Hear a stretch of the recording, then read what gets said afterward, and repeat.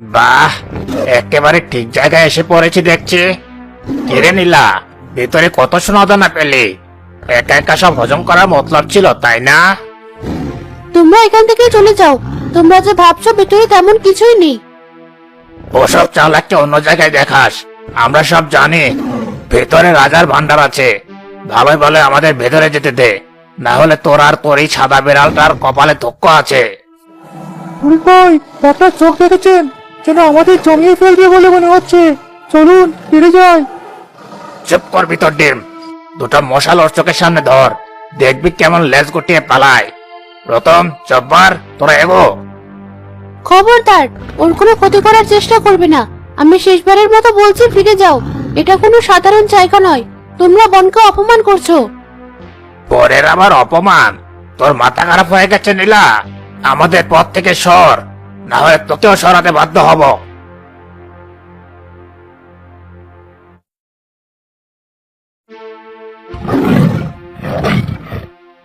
থামো, তোমরা জানো না তোমরা কিসের সাথে লড়তে যাচ্ছ।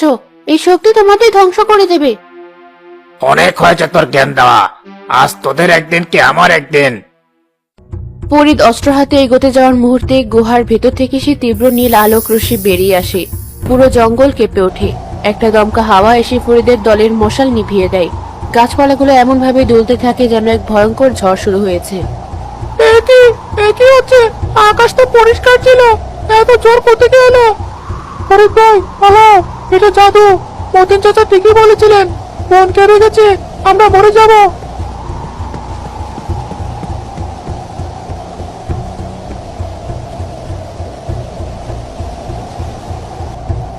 আমি বলেছিলাম এটা প্রকৃতির শক্তি। লোভী আর অপবিত্র হৃদয়ের মানুষ এই শক্তি সহ্য করতে পারে না। এখনো সময় আছে, চলে যাও। আর কখনোই বনকে নিজের সম্পত্তি ভাবার সাহস করো না। ফরিদ চিৎকার করতে করতে দৌড়ে পালায়। ওরে বাবারে, বাঁচাও বাঁচাও। কিছুক্ষণের মধ্যেই ঝড় থেমে যায়। নীল আলো মিলিয়ে যায়। সবকিছু আবার আগের মতো শান্ত হয়ে যায়।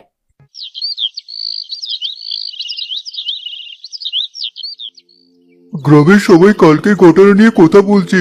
ফরিদ আর তার সঙ্গীরা নাকি ভয়ে গ্রাম ছেড়ে পালিয়েছে। তারা নাকি বলছিল তুই একাই পুরো জঙ্গলকে জাগিয়ে তুলেছিলি। মা, আমার মেয়েটা যে কত বড় বিপদের মুখ থেকে ফিরে এসেছে সেটা ভেবেই আমার বুক কাঁপছে। আর কখনো ওসব জায়গায় যাস না মা। ভয় নেই মা, বন এখন শান্ত, আর কোনো বিপদ নেই। কিন্তু এখন কি হবে নীলা? তুই যা দেখেছিস, যা জেনেছিস, সেই শক্তির কথা কি গ্রামের মানুষকে জানিয়ে দেওয়া উচিত? হ্যাঁ, সবাইকে জানানো উচিত। তাহলে হয়তো মানুষ বনকে আরো বেশি সম্মান করতে শিখবে। তারা বুঝবে বন শুধু কাঠ বা মধু দেয় না, বনই আমাদের জীবন। আমি প্রথমে সেটাই ভেবেছিলাম চাচা। ভেবেছিলাম সবাইকে সত্যিটা বলে দেব। বলবো যে আসল সম্পদ সোনাদানা নয়, বরং প্রকৃতির এই প্রাণ শক্তি। কিন্তু তুই এখন অন্য কিছু ভাবছিস, তাই না মা? হ্যাঁ বাবা, কাল আমি ভেবে দেখলাম সব মানুষ তোমাদের মতো নয়। ফরিদের মতো লোভী মানুষও আছে। তারা যখন এই শক্তির কথা জানবে, তখন কি তারা বনকে সম্মান করবে, নাকি সেই শক্তিকে দখল করার জন্য বনকে ধ্বংস করে দেবে? তোর কোথায় যুক্তি আছে রে মা? মানুষের লোভের কোনো শেষ নেই।